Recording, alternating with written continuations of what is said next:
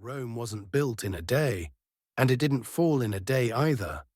This is the fascinating story of how a small village in Italy became one of the greatest empires in history, and how it all came crashing down. In this video, we'll explore the rise, the Golden Age, the decline, and finally the fall of the Roman Empire, all through a special interactive timeline. Let's begin our journey.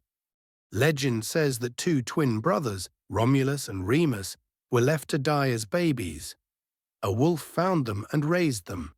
When they grew up, Romulus killed Remus during a fight and started the city of Rome in 753 BCE. This is a myth, but it shows how Romans believed their city had a strong and wild beginning.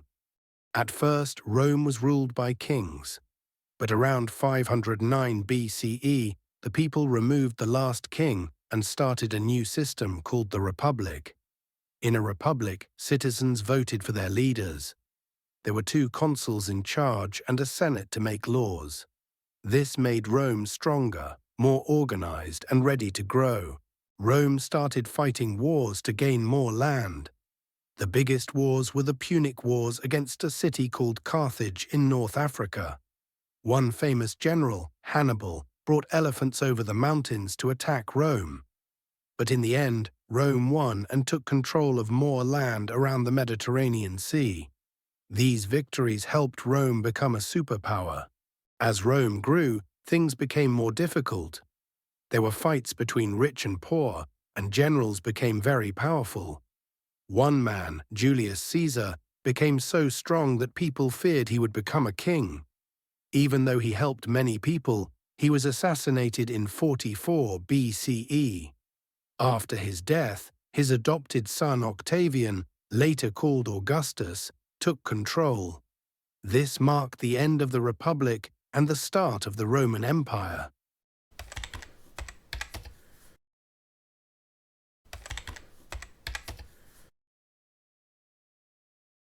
Augustus became the first emperor of Rome. He brought peace, order, and prosperity. He built roads, buildings, clean water systems, and made new laws. This time is called the Pax Romana, which means Roman peace. The empire was strong, safe, and connected. The Romans were amazing builders and engineers. They made strong roads across Europe, huge bridges and aqueducts that brought water to cities. They built the Colosseum, where gladiators fought. They also built temples and bathhouses for everyone to use.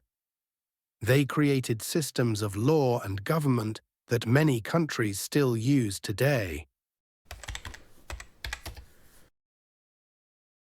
The Romans loved art, music, theater, and literature. Writers like Virgil wrote stories about Rome's history. Ovid wrote poems. Seneca taught people how to think and live wisely. Roman culture influenced many parts of the world, especially Europe. As the empire got bigger, problems started. Rome had to spend more money to protect its land. There were fewer workers because most labor was done by slaves, and farms started to fail. Prices went up, and money lost its value. Rich people got richer, and poor people struggled.